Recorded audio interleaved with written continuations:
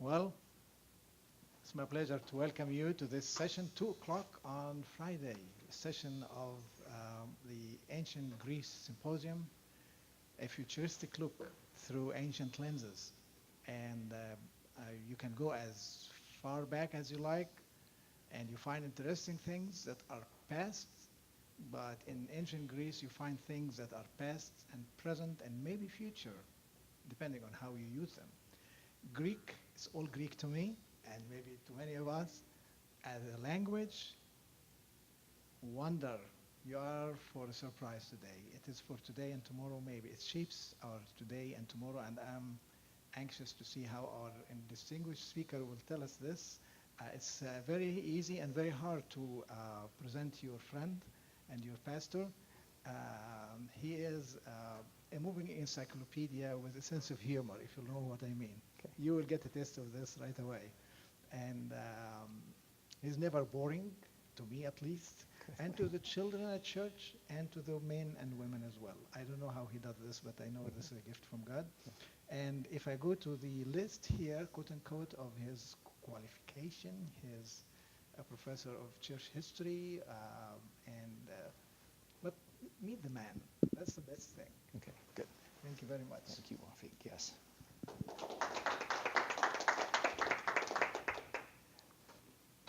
I want to thank Dr. Wabi for inviting me to participate in this. Most of your speakers and presenters have been resident here on campus, perhaps all except for me.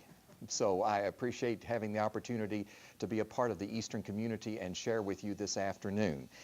Thanks for being faithful to come out on a Friday afternoon. There may be many challenges that you could have encountered or other things that could have been a part of your life this afternoon, but I'm grateful that you came to participate with us. The first thing I think I'm going to tell you is I'm going to sit down, if that's okay. I'm going to do that. Yeah. Oh, wow. Nice chair. All right. I have not had an opportunity to visit with many of the presenters that you've had in this symposium. I'm very delighted, though, that you have had this because it challenges us to be aware in this particular context of what the Greeks have meant to us even today in a variety of ways. I come out of a background of church history. I've taught at colleges and even one divinity school, and now I'm enjoying the opportunity of practicing some of that out in pastoral ministry. But on this particular day, what I want to do is dare to move into the field of Greek language a little bit. I am not an expert on the Greek language. Let's just say those times I've dealt with the Greek language in the past, I tried to stay about 5 minutes ahead of my students whenever it came to that because of the various aspects of the language. But if you're here with a history background, I wanted to help us be refreshed a little bit in understanding or being here or hearing again some of the ways by which the Greek language has moved through history to have an impact today. In this symposium and this series of speakers, you have become more aware of the vast impact of Greek culture, Greek life, Greek literature, Greek art, all of that upon the world. You may want to ask, though, why is it that this language, the Greek language, has an impact today? Weren't there other languages that had the possibility of being even more dominant? Why is it that this particular language that came from a very small part of the world, why was it that this language would move through history and come down and have impact on today? So I want to just present a little of that with you today and refresh your memory if some of you would have an opportunity to look through this. For those of you who studied languages, you know that the Greek language developed, as all languages did, over quite a period of time.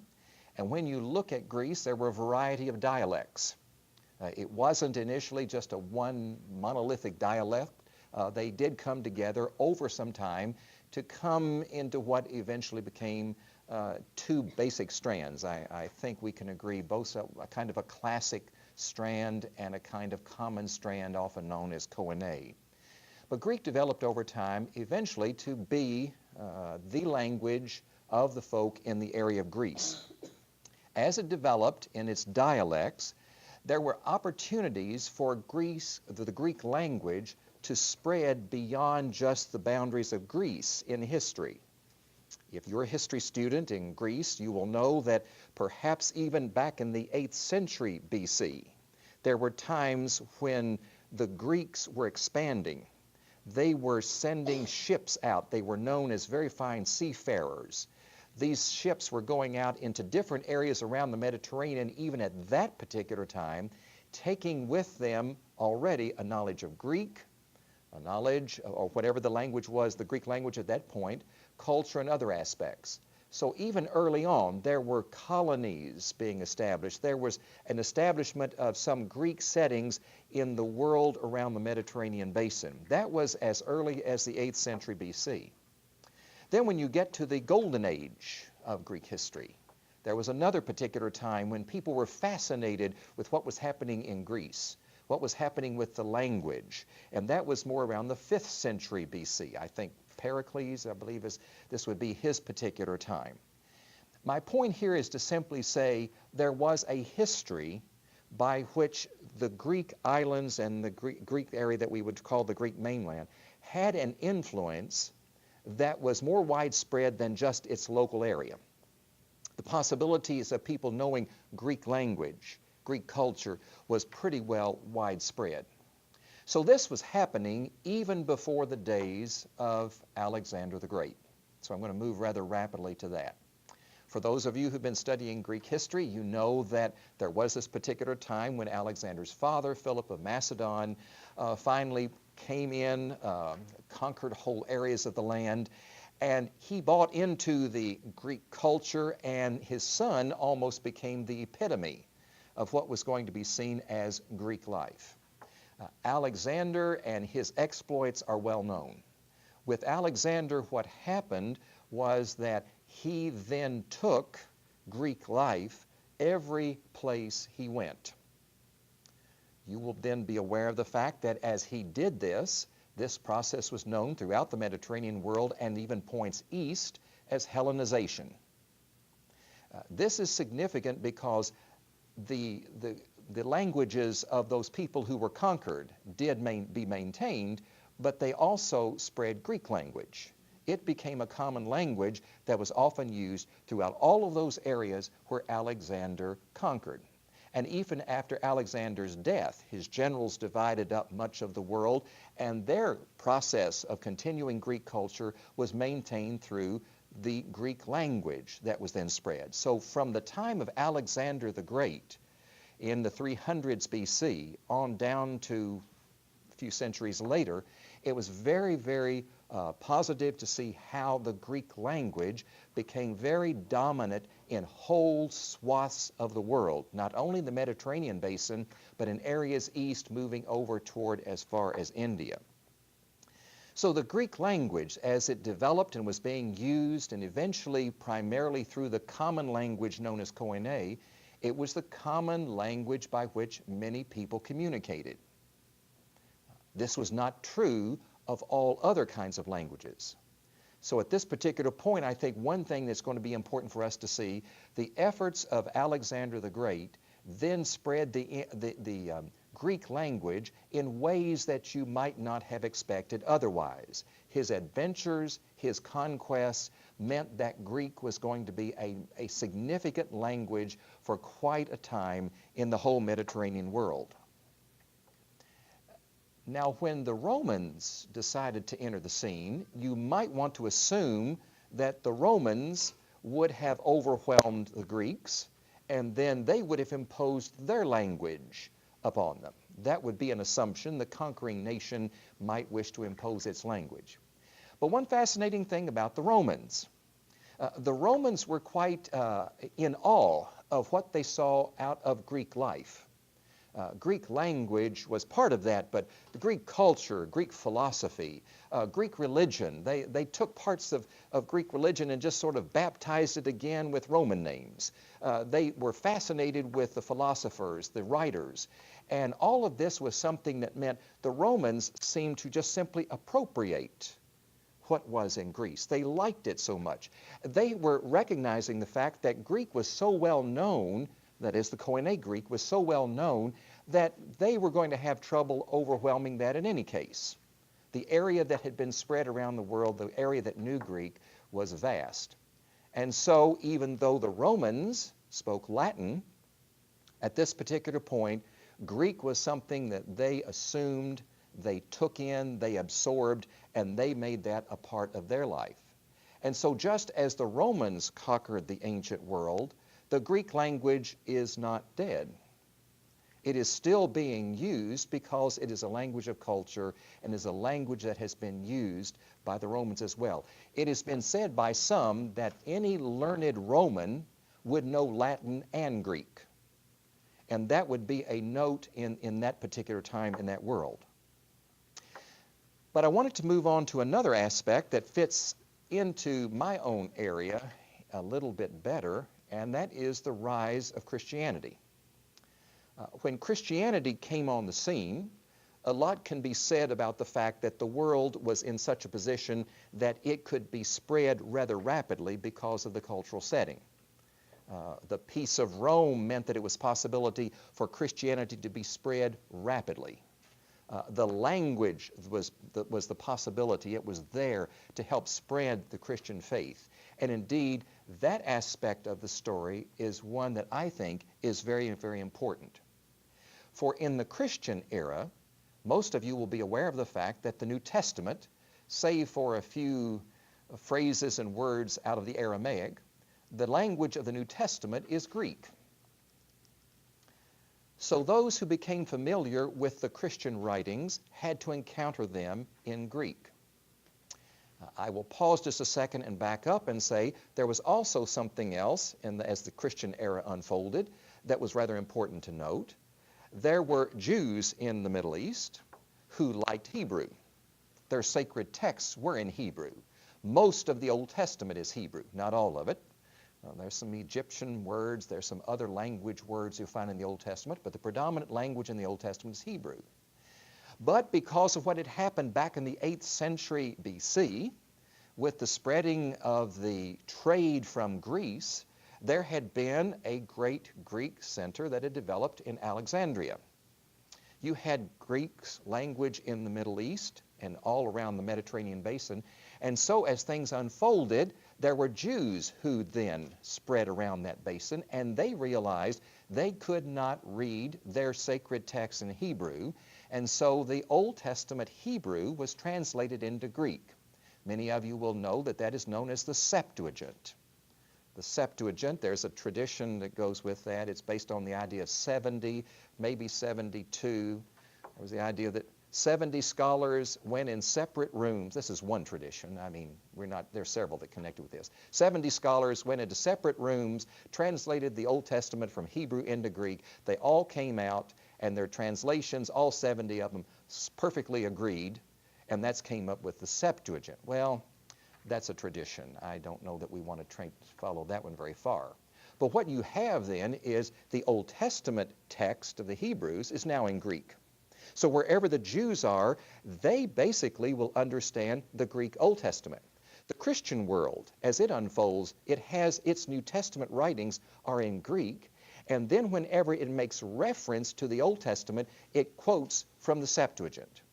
The early Christian scholars did not quote from the Hebrew. They most often quoted from the Greek in the Septuagint. Thus, the Greek Old Testament and the Greek New Testament had the bearing of the development not only of Judaism as it expanded, but primarily with Christianity. As Christians began to write more and more writings, the church fathers, for example, of the late 1st century and going into the 2nd century, all of these church fathers wrote in Greek. It's not until you get to the end of the 2nd century that church leaders, Christian leaders, are writing in Latin. One phrase that was often said, Latin was considered vulgar. Now that, we take that various ways. But it was considered a little too common. More that the context of being vulgar is that it is a bit common, but it just simply wasn't the spiritual language. And so there was a disregard, I think, for Latin moving into the 2nd century. Christian writings were going to be written in Greek. The New Testament is in Greek. The church fathers are writing in Greek. They're corresponding in Greek. And the Old Testament is in Greek. Now, I wanted to press that point with you because I think from a standpoint of history in the Western European history, and even a lot degree to the Eastern history, what happens then when the Roman Empire begins to fall to pieces, if you know your history, what is there to take up the gap? One example is going to be Leo the Great. Pope Leo.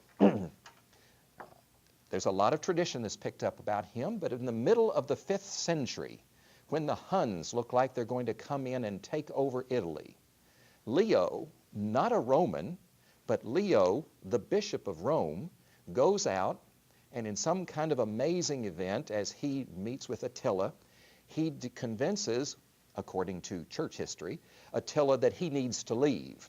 But the whole point is, Leo is given credit for saving Rome when the Romans could not save Rome. You have after that a particular time where the Christian church then has greater power politically as well as spiritually. And many of you, as you studied history, you're well aware of that. As you move into the post-Roman era, what happens then as the Christian church begins to dominate. I wanted to lead into the fact then that that means that a language that is going to be of importance in spreading ideas, church concepts, other kinds of principles, many times that will continue the use of Greek. As long as you have the Christian church having the advantage that it had, the political power that it was trying to take, in that particular context, the Christian writings, which are in Greek, are going to have a greater influence than some other languages. One other thing I wanted to mention just before I move into another part of this, there is an interesting little side note to this kind of development, and it is a side note that has some impact upon the way Greek influenced English, and it has to do with the setting in Britain. The Britons had been conquered by the Anglo-Saxons. The Anglo-Saxon language was not yet as developed as the Greek.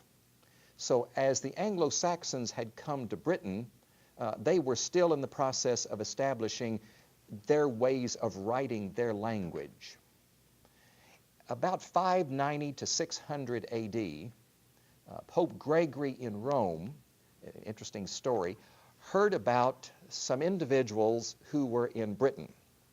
In fact, the 2 young men, as I understand the story, were brought into him, and they were fair-haired, blonde, and the whole bit like that. He misunderstood some particular things that particular day as he met those young men. They identified themselves as Angles. He assumed that that was angels.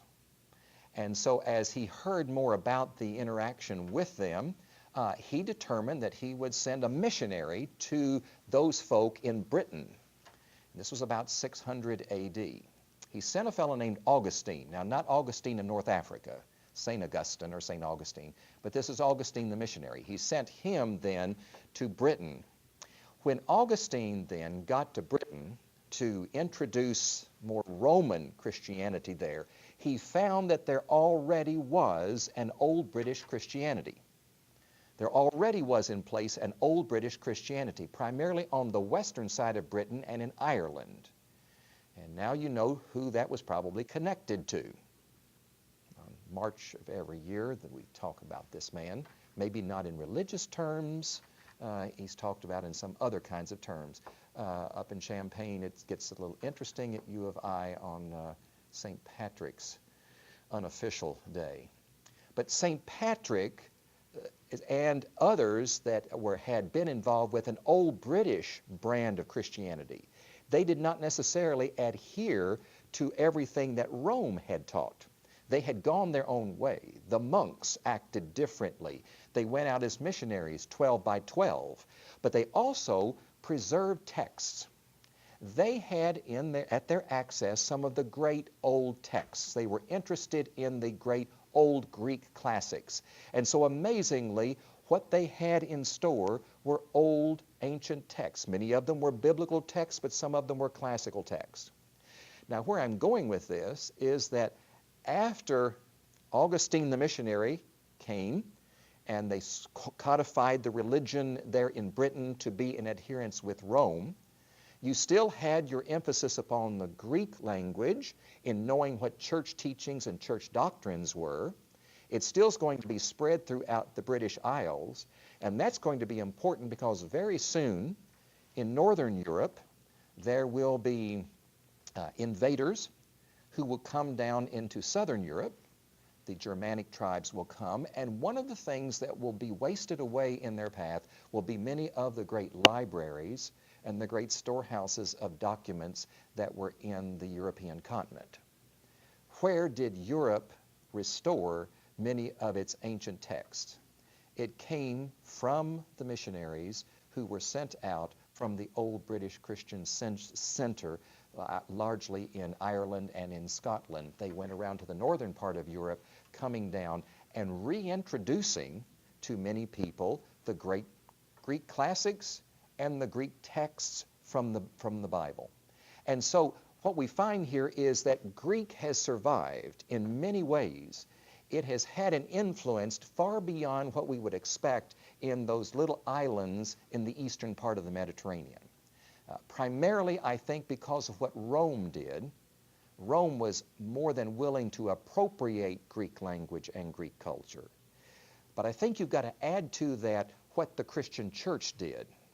As the Christian church spread and became dominant in all of Europe, even to the point of making sure that everyone felt it was dominant in all of Europe, the Christian texts are going to have an influence on religious life, but secular life as well. And I think that is why, as history unfolds, we're going to see how important that is.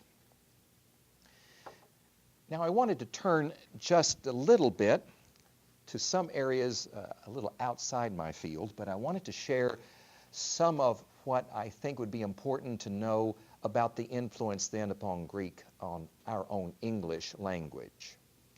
One scholar has identified at least 50,000 English words that are derived from Greek. Now, that is one scholar's view. Another scholar has said that 30% of all our vocabulary today is based on Greek. I do not know if that is true, but I'm just quoting one scholar. That's how you get out of these things. One scholar has said. So 30% of all our vocabulary is based on Greek. One Greek scholar made this statement. He said, according to the Webster International Dictionary, the total of the word stock of the English language is 166,000 words, out of which 41,000 are Greek. That is 1/4 in his estimate. He goes ahead and says that the whole of medical terminology in English amounts to 43,000 words, out of which 20,000 are Greek.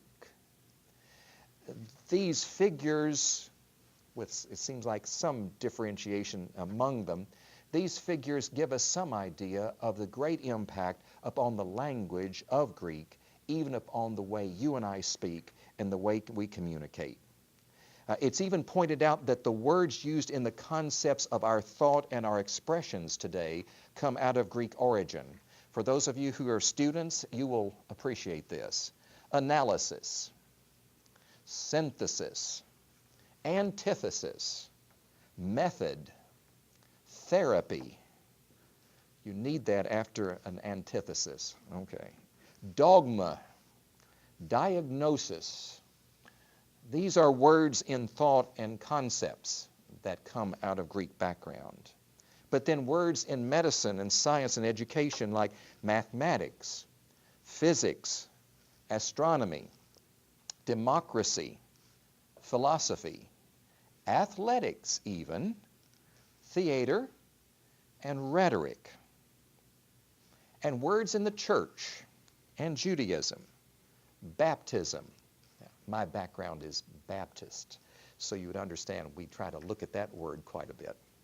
Evangelist or evangel, church itself, ecclesiastical, apostle, even the word monk, prophet, patriarch, hymn, and psalm. These are all some words that we have. Then even talking about the use of grammar, I found this particular statement as someone was talking about how the Greek has influenced the way we deal with grammar. His comment was that even the term grammar was devised from the Greeks. It means that which pertains to writing.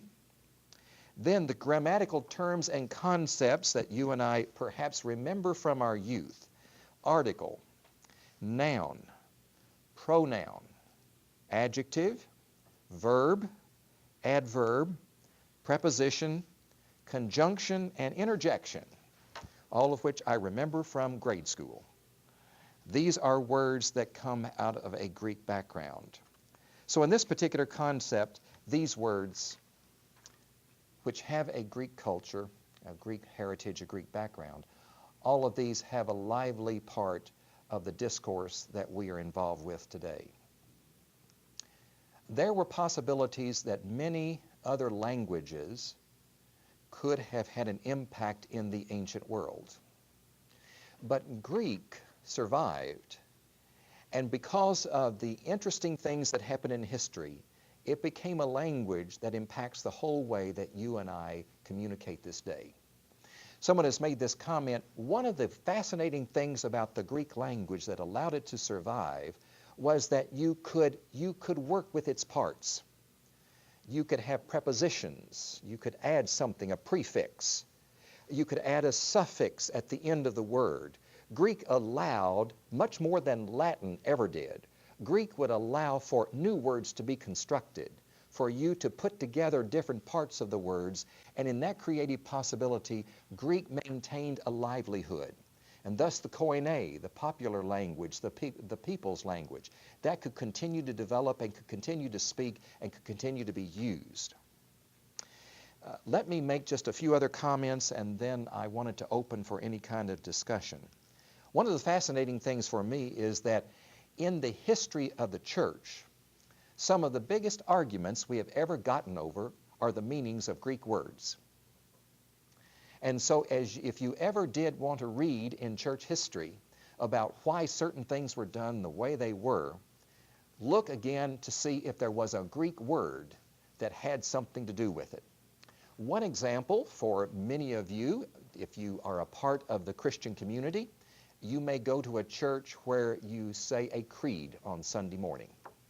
One of the creeds that you may be familiar with is the Nicene Creed. So some churches use that on a Sunday by Sunday basis. If that is something familiar to you, you would know that around the year 325, after Constantine, the great emperor, had identified himself as a Christian, he decided to get involved in a great Christian controversy. And so he was going to try to resolve one of the issues that had come before the Christian church at that particular time. One of the issues was, what kind of substance is God? And so they argued over two words, homoousion and homoiousion. Now you've got to get your mouth straight to say that. Homoousion and homoiousion. And they couldn't resolve it until some believe even the emperor himself said which word they were going to use. That's an interesting one. Another interesting thing has come in the church is the nature of Mary. Mary, the mother of Jesus. How should she be defined in history? We had another argument as we were trying to deal with that particular word. Is she the mother of God, Theotokos, or is she the mother of Christ, Christotokos? the church divided on that particular issue on how you would define Mary, the mother of Jesus. So in many of the cases, the controversies even that welled up in the life of the early Christian church, even those controversies went back in many cases to how you would use the Greek word and which Greek word you would use, and that then would tell you how you would deal with some of the issues that would come up. There are other wonderful words here. I won't throw out these particular. I had some other Greek theological terms here, but I don't know that we really need to get into all of those. I think at this point what I'd like to do is just pause and see where you might like to have a little discussion and probe at those points where you're itching. Thank you. We will use the microphone to Yes. for recording, not for sound Okay. purposes. Yes. So we thank our speaker for this part. I'm not sure if he has more to say, Yes, but right. at least Yes. for this interval, if you have any questions, this is your time. I have a question regarding Yes. these two terms that you just mentioned, Yes. that you have to. Oh, yes. Can you give us a meaning of the difference between Yeah, this and I thought that? somebody would do that.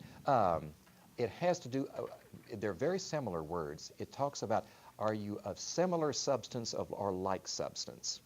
It wants to know the substance that is that of Christ. Are you of like substance or of similar substance? It has to do with substantia, and this is a different kind of word here, and it has to do with this, just a variation in meaning, like and similar. Yeah. And again, back to English, like Yeah. and similar are used interchangeably in Yes. our days, but Yeah. not that day. In that, no, not in that particular So day. like is different than similar. Exactly. Similar is very close. Similar it is not quite as much like.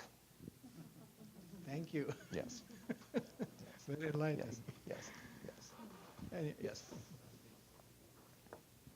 Well, I guess just to sort of carry that thought a little further, so it wasn't the debate at Nicaea, and now I don't want to get too historical here. I know that they were responding in part to Bishop Arius, but Yes. but the idea that the ultimate decision at Nicaea was that Christ and God and the Holy Spirit were of the same substance, Yes. essentially. Yes. And Arius had said, no, Christ was the Son of God, and as the Son of God, he had come after God. God had created him, That's and exactly therefore right. Yes. there is a separation, Yes. which is Yes. denied by the homoousia of That's the right. Yes. yeah. That's exactly right. There was the point in that particular thing that they were trying to resolve. Arius, who was a bishop, had tried to say that Jesus was the Son, and therefore he was separate from. And he wanted to press that. And many people thought that that was logical. But that did not go well, I think, with the bishops, especially around Constantinople, and that's where the power was at that particular moment. Yes. Yeah. The Bible was written in the Greek language, Yes. mostly in the New Testament. Yeah. Today, go ahead. Yeah. The New Testament. All of the New Testament is in different form. There are some classical Greek parts within it. Primarily, it's Koine Greek, which was the more popular language. There are Aramisms. Aramaic was the language that was spoken by the people of Palestine. It was a language that had come from Babylon when they were in captivity in the 5th century BC. So they spoke Aramaic, but they wrote the New Testament in Greek. Primarily, it was Koine, a common language of the people, with some classical phrases. Luke's gospel has some more classical Greek phrases. John, we could talk about. John's gospel is addressed basically to a Greek culture. For many of you who have read the New Testament, the Christian New Testament, and you've read in John, you probably wondered, what in the world is he after as he starts his gospel? It looks so different from every other thing. In the beginning was the Word, and the Word was with God, and the Word was God. And you're thinking, what in the world is he doing here? It's obvious that, at least I think to biblical scholars, he is trying to address a Greek audience. He's trying to draw in the Greek audience, and there is a concept within Greek. We have talked about this a little before, the logos theology, the Word, and what that meant. And I think John was trying to appropriate a concept, a kind of a philosophical concept dealing with logos, and wanted to let the the Greek world know, aha, you have this concept, Jesus the Christ, in his view, fits that understanding. So in the beginning there was this powerful word, this logos, and this powerful word was with God, and lo and behold, folks, this word was God. So he appropriates Greek to speak to a Greek world. And the Gospel of Matthew, as I understand, is the only one written in Hebrew. It was not in Hebrew. Originally it was in Greek, but it is the one that speaks much more to the common people. Okay. Yes. Mm-hmm. Now, today we have, other than King James, we have different versions, NIV and you name it. Yes. I'm not sure, I've lost the numbers. Yes. These significantly big number of versions of the same original language. Each one says it's translated from the original language. Yes. Is this because of the richness, quote unquote, of the Greek language, that this word could be this or this or this, or what is it? Yes. Excellent question. I like the idea. The Greek language is very colorful. It allows for great opportunities to interpret. The classic one we can look at is the word love. I love this. I love my dog. I love my wife. I love grits. You know, I love Mountain Dew in the afternoon. You know, those kinds of things. Where do we go with the understanding of love? In Greek, there's 4 different words. So there are 4 different words in Greek just for love. And most of them you would know, especially 3 of them I think you're more aware of. Philia, Philadelphia, the city of brotherly love. So there is that. Philly means? Philly is brother. Brother, Yes, okay. so brotherly love. Then you have eros, which is a kind of erotic love. We're familiar with that. From the Bible, if you've been involved with church, you're understanding with the word agape. And so there is that sense of a very high moral love, agape love. The 4th one that is not as well known is storge, and that is another word for love. The Greek language is very, very colorful. It allows for different kinds of ways to look at the language, and that sometimes is why, as we try to get that right English word to interpret that. You know, how do we do that? If you're going to, I love you, all right. We say that, English does it, but in Greek, it's more colorful. I mean, you can really have some fun as you would talk about those particular words. And it plays out in the Gospels. If you read in the New Testament, you know, there is that particular story, if you're familiar with that, where Jesus comes and asks Peter, do you love me? Yes, he says, I love you. Then he comes back, do you love me? And then he comes back again, do you love me? The Greek notices by the gets to the 3rd time, he has shifted words. Or let's put it this way, the Greek writer shifted words, which makes it interesting for the preacher and the theologian as you look at that, because even in the text there, the Greek notes a difference in the use of that word. Is the difference, just following up on this, in even the reply of Peter when he said, do you agape me? He Yes. said, I feel you, or something like Yes, that? exactly. That's So exactly right. He started it. Yes, yes, exactly. Now, if you don't have other questions, I have another one. Yes. I'm a very visual person, Yes. so I've heard you say the word koinonia a few times. Koine, yes. Koine. Yes. Okay. How do you spell that? That'll help me Yes, familiarize sorry. myself with it. K-O-I-N-E. Sorry, and it would be very nice. K-O-I-N-E, koine. That just simply refers to the common language that was spoken, and it was developed. Please don't, you can't say that it was just set in stone and did not continue to develop. Koine Greek continued to develop as it met the needs of local peoples throughout the whole Mediterranean world. But the New Testament, the primary language in the New Testament is Koine Greek. It is not classic Greek. However, as I said before, there are some parts of the New Testament that do have classic Greek phrases. Primarily I'm thinking of in Luke. But that's what Koine is, Koine Greek. And if you study, if anyone is, let's say if you're going to a divinity school and you're going to say, I want to study New Testament Greek, you're going to study Koine. Yes. And the term koinonia has anything to do with koinonia or there is another big word, koinonia or something? Or Yes, I can't come up with the exact background of that. You got me on But that one. there- There is a root background to it. Okay, great. Yes. Question. How do you say your name? Hi, I'm Nashana. Yes. I'm taking an ancient or history of ancient Christianity course. Yes. And we discussed, when discussing the Council of Nicaea, we discussed how the East wasn't as acceptable to the, basically to, I'm sorry, I'm trying to figure out the word. That's okay. Go ahead. Basically to what they produced. Okay.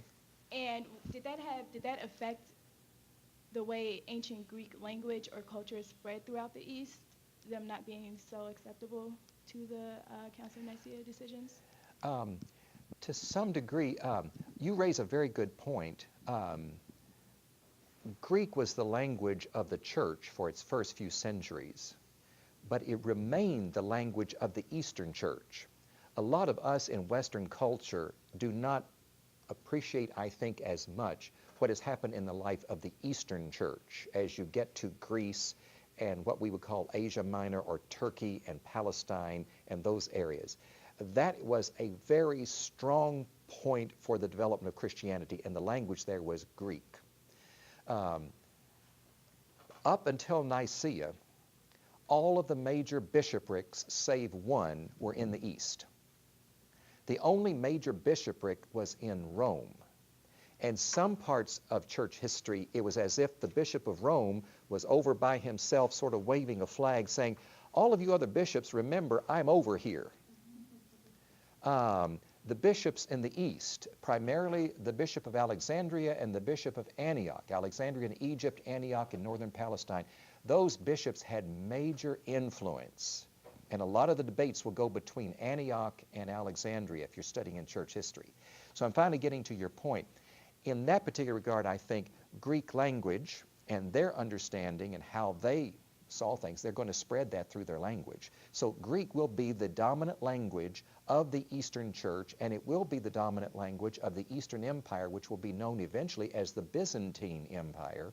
And the Byzantine Empire will last until the mid-1400s, when it is overcome by Islamic forces, when finally Constantinople falls, and the great Christian church there, the Hagia Sophia, the great Christian church, is overnight transformed from a Christian church into an Islamic mosque. In fact, if you go to Istanbul today, and you go to that church, which is still standing, and you'll look at the very top area of it, you will still see Christian symbols in this church. It's an ancient, ancient church. So Greek was the language of the Eastern Church, and it was the language of the Eastern Empire, and it obviously had more influence for a long period of time than the West. It took a while for the Bishop of Rome to let the rest of the church know that maybe they needed to give him the recognition that he liked. I hope if you come from a Roman tradition, you will not discount this, but it took a little bit of while, though his claim was pretty good, but he also had fellow bishops that he had to struggle with. So his claim in the Western world, Latin, could not be quite as strong as the influence with the East, with Greek. Does that get a little bit of what you were asking? Okay, okay, good. Any other questions? So I'm just curious now, where did the term come, it's all Greek to me? I mean, Yes. Excellent question. The question is, where did the term come from? It's all Greek to me. I don't know the full background to that, but I would hazard, and this is a careful thing, or not a very careful thing to do, I would hazard several things. Greek, throughout much of history, has been a language that a lot of people have known, especially those who are more learned. As I mentioned, in Rome, those who were the leaders, the educated folk in Rome, would know Latin and Greek. So it was well known, but it was one you had to work on. I mean, not everyone knew the language. it is very, very colorful, and as it spread, many people were aware of the fact. They knew it was widespread. They knew it was well used. It had many implications, but there were also many people who did not know the Greek. So it's Greek to me. I mean, it's a language out there that is in the sphere of knowledge, but it's not one that I'm well appropriated with. That's the kind of guess I would hazard. Yes.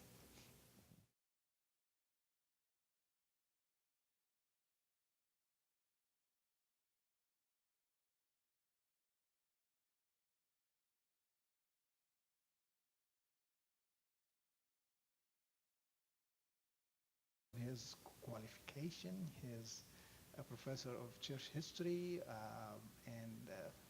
but meet the man. That's the best thing. Okay, good. Thank you very much. Thank you, Wafiq. Yes.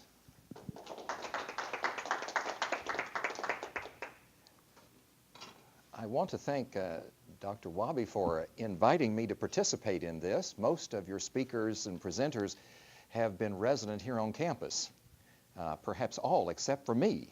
So I appreciate having the opportunity to be a part of the Eastern community and share with you this afternoon. Thanks for being faithful to come out on a Friday afternoon. There may be many challenges that you could have encountered or other things that could have been a part of your life this afternoon, but I'm grateful that you came to participate with us. The first thing I think I'm going to tell you is I'm going to sit down, if that's okay. I'm going to do that. Yeah. Oh, wow. Nice chair. All right. I have not had an opportunity to visit with many of the presenters that you've had in this symposium. I'm very delighted, though, that you have had this because it challenges us to be aware in this particular context of what the Greeks have meant to us even today in a variety of ways. I come out of a background of church history. I've taught at colleges and even one divinity school, and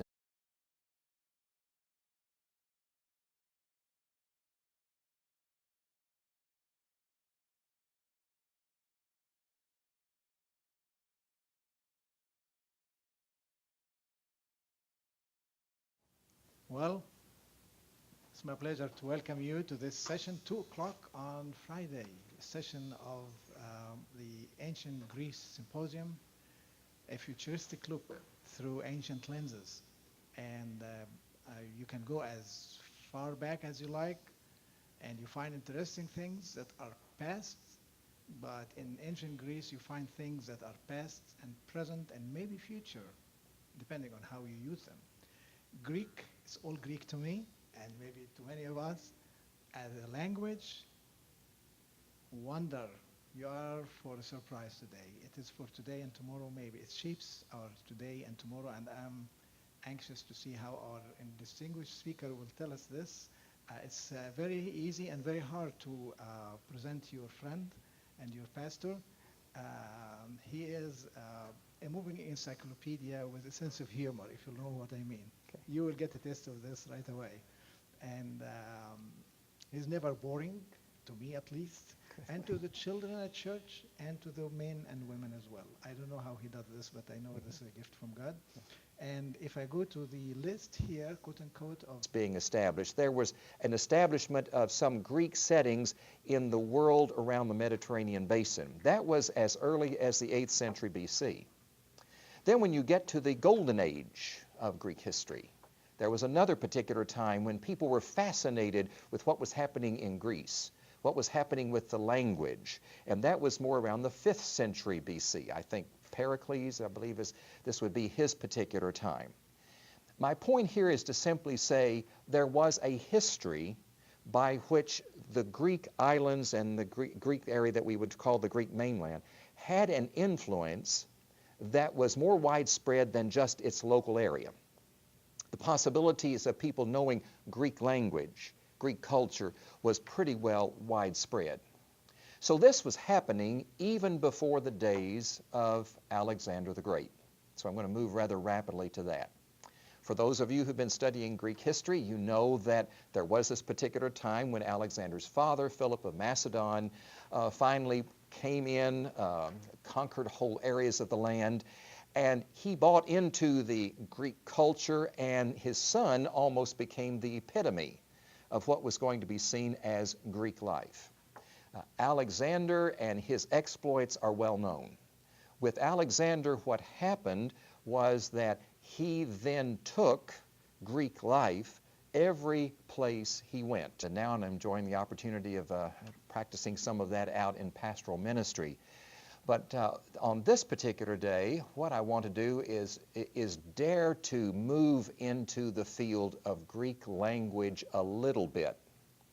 I am not an expert on the Greek language. Let's just say those times I've dealt with the Greek language in the past, I tried to stay about 5 minutes ahead of my students whenever it came to that because of the various aspects of the language. But if you're here with a history background, I wanted to help us be refreshed a little bit in understanding or being here or hearing again some of the ways by which the Greek language has moved through history to have an impact today. In this symposium and this series of speakers, you have become more aware of the vast impact of Greek culture, Greek life, Greek literature, Greek art, all of that upon the world. You may want to ask, though, why is it that this language, the Greek language, has an impact today? Weren't there other languages that had the possibility of being even more dominant? Why is it that this particular language that came from a very small part of the world, why was it that this language would move through history and come down and have impact on today? So I want to just present a little of that with you today and refresh your memory if some of you would have an opportunity to look through this. For those of you who studied languages, you know that the Greek language developed, as all languages did, over quite a period of time. And when you look at Greece, there were a variety of dialects. It wasn't initially just a one monolithic dialect. They did come together over some time to come into what eventually became two basic strands. I think we can agree both a kind of a classic strand and a kind of common strand often known as Koine. But Greek developed over time eventually to be the language of the folk in the area of Greece. As it developed in its dialects, there were opportunities for the Greek language to spread beyond just the boundaries of Greece in history. If you're a history student in Greece, you will know that perhaps even back in the 8th century BC, there were times when the Greeks were expanding. They were sending ships out. They were known as very fine seafarers.